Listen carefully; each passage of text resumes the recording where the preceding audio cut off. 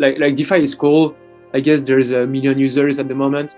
The real challenge is how do we bring 1 billion users to DeFi? And this is the main challenge every DeFi developer should try and solve. Do you ever wonder why some of the most popular stablecoins are mostly USD denominated? Take USDT and USDC for example. Today we're going to dive into DeFi, specifically decentralized stablecoins. What are the distinctions between different stablecoin protocols and what is the expected yield on investment by becoming a stakeholder? Let's get into it. Hey crypto enthusiasts, welcome back to the Gate Podcast. Angle Protocol is a DeFi project that focuses on offering scalable, decentralized stablecoins pegged to fiat currencies, first the euro, then Swiss franc, Japanese yen, and British pound. To dive into the project, we extended our invitation to one of the co-founders of Angle Protocol to talk about what he, as a blockchain developer, entrepreneur, and Stanford graduate, thinks is the status quo of stablecoins and DeFi in general, and what to expect in the future. Without further ado. Hello, Pablo. Hello. Hey, how are you doing? Thanks for coming in. Thanks for inviting me, Peter. So glad to be here today. Doing great. Working on the development of Angle. It's exciting times for us, but working a lot of things to do and a lot of things to be built. And as builders, we only hope for that. Can you tell us a bit about yourself and how you and the other co-founders saw an opportunity and started Angle? Yes, sure. My name is Pablo, based in France. I was a student at Stanford University, and before that, I was a student at Polytechnique and engineering school in France. Basically, an engineer. Started playing around with DeFi quite late in 2020, and having fun with I had fun with all the protocols, the big DeFi protocols like Compound, Aave, getting yield on USD stablecoins. And at this time, I realized that by playing with DeFi, I was subject to exchange risk. My home currency is the euro, but I was getting yield on USD. And I thought, well, maybe there is a way to make DeFi more inclusive, to give access to European people, to people in Asia, or to give access to people wherever they are in the world, to the same yield you have on USD, but in their home currency. And that's how we started the Angle protocol. The team we built to fulfill this vision.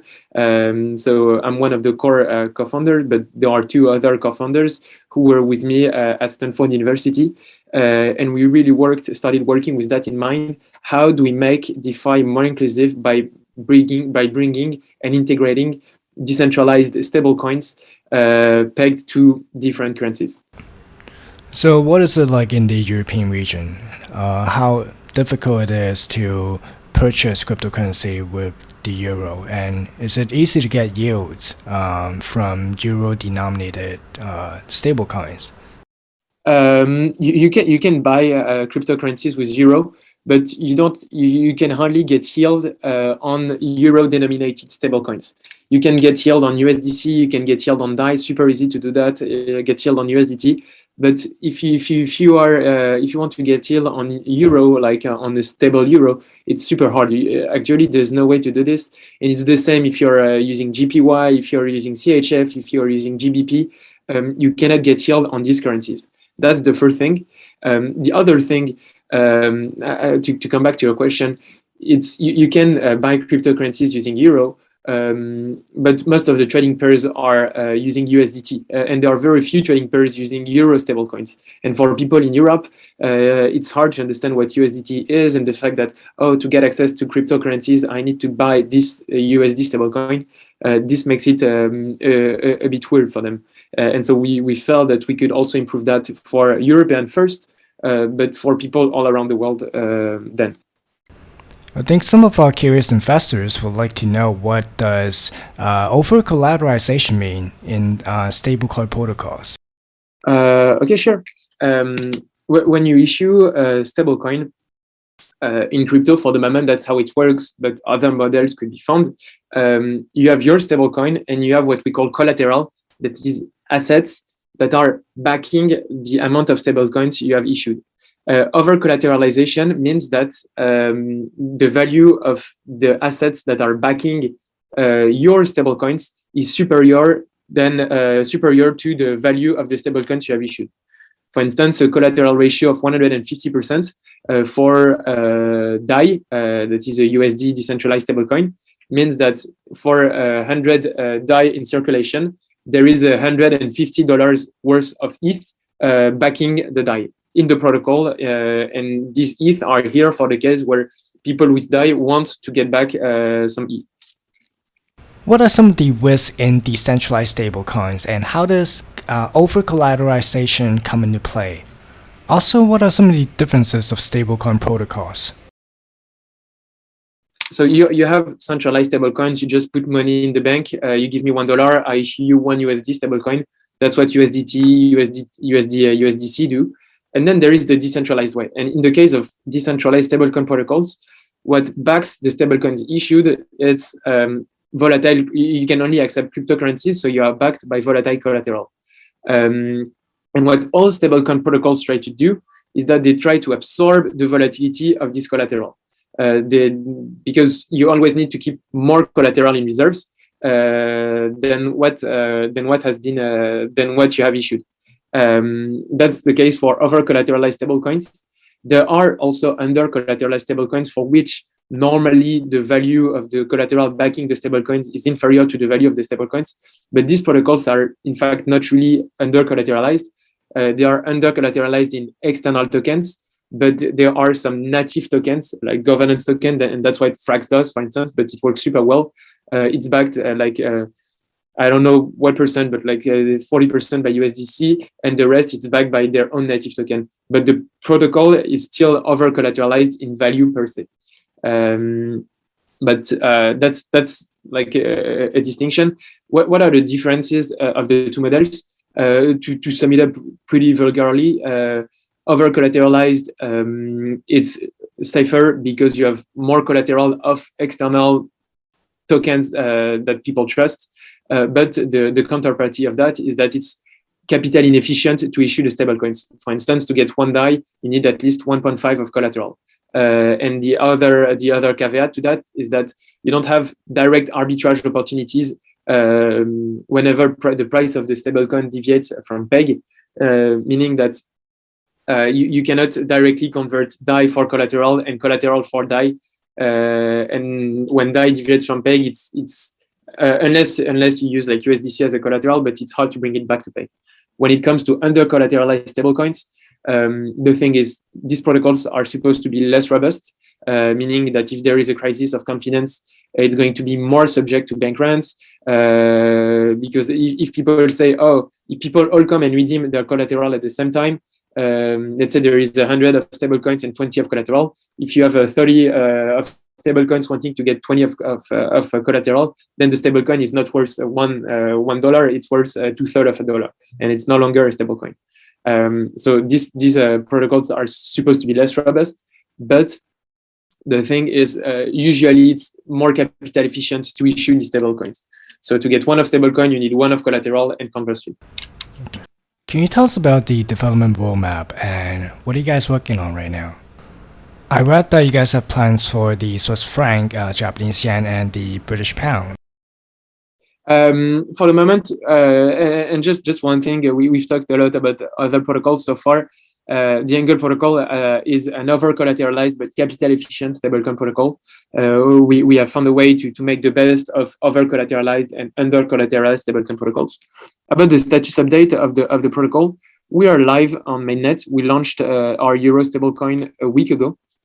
And we have 140 million TVL in the protocol with 80 million stablecoins issued. For the moment, we just launched a Euro stablecoin backed by USDC and DAI. There are some ongoing governance discussions to accept new collateral types like FEI and Frax as collateral for the Euro stablecoin. Governance in the end will be the one voting for launching new stablecoins. So as you mentioned, CHF, GBP, GPY. We're not going to launch a USD stablecoin. We talked about it in our white paper, but we're not going to do it.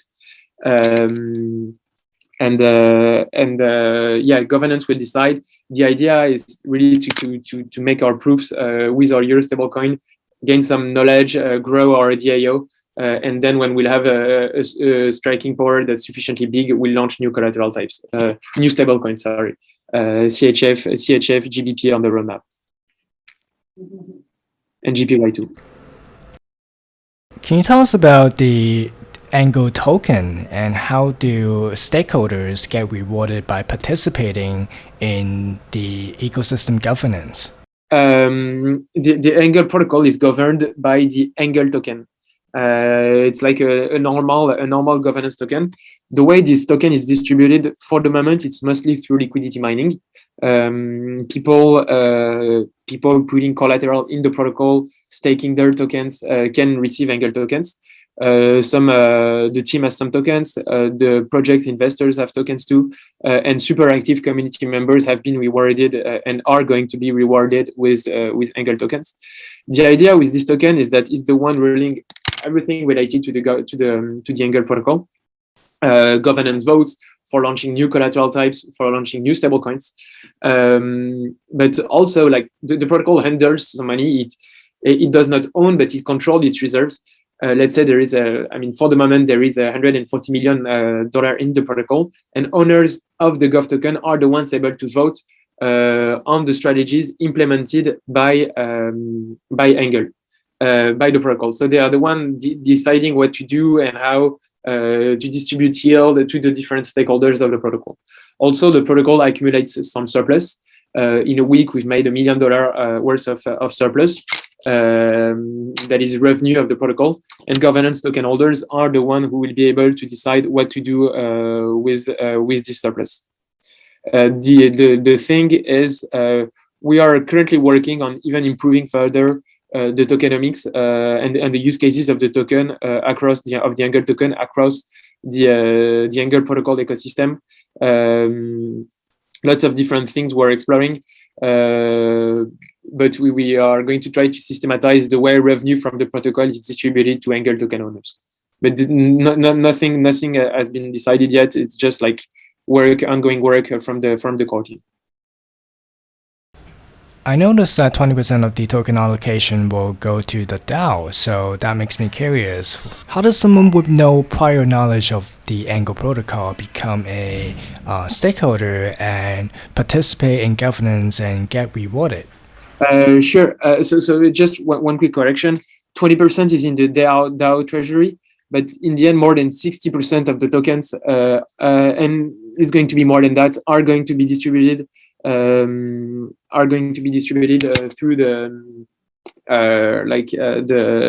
with the Angle protocol to the community. Sorry, the liquidity mining, it's also distributed to the community. And so to answer your questions, investors can buy the token, can access it on decentralized exchanges like SushiSwap for the moment, and on centralized exchanges. They can invest in this token, and then once you own the token, you get access to all the utility of the token. You can vote, and if when rewards will be implemented for Gov token owners, they'll be entitled to get a portion of the rewards distributed to Angle token owners. Okay, so before we conclude our podcast, I want to ask you about what do you think are some of the challenges facing developers and entrepreneurs in the DeFi and blockchain space? Sure. The first big challenge I'm seeing is like DeFi is cool. I guess there's 1 million users at the moment. The real challenge is how do we bring 1 billion users to DeFi? And this is what we like to think of focusing on. We like to focus on that at Angle, like bringing the next 1 billion users to DeFi. And this is the main challenge every DeFi developer should try and solve. What we do at Angle for that is we develop the financial assets, the money Legos for people in DeFi, for people going to DeFi to be able to play with it without any change risk, with less financial risk. That's what we're building. And the other challenge we need to solve at some point is the regulatory one. Everything is fully permissionless, fully decentralized. And I'm not saying I'm pushing for that, but we should try to think of a way to, and DeFi developers should try to think of a way to collaborate more hands in hands with TradFi, with traditional finance, work together, because there's a lot we can learn from them, and they can bring us a lot. And I hope that in the end, both like DeFi and TradFi, or CeFi, you can name it the way you want, will merge, and that it will be just one big market relying on the robustness of blockchains, on its permissionless nature, and yeah, that's my thoughts on DeFi at the moment. I believe the term is CDFI. Is that yes, right? Yes, exactly. Awesome. Thanks again, Pablo. Thank you so much. Hey, thanks for listening. If you want to be inquisitive, I've included relevant links in the description below. Be sure to check out Angle Protocol and reach out to them if you want to ask them any questions.